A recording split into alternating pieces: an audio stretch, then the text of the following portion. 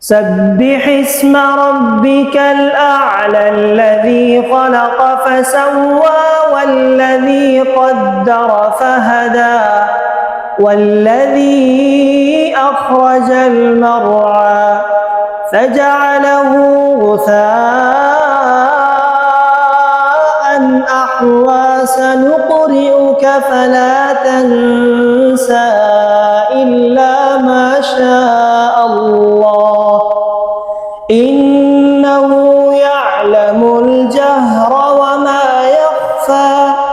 ونيسرك لليسرى فذكر إن نفعت الذكرى سيذكر من يخشى ويتجنبها الأشقى الذي يصلى النار الكبرى ثم لا يموت فيها ولا يحيا قد أفلح من تزكى وذكر اسم ربه فصلى بل تؤثرون الحياة الدنيا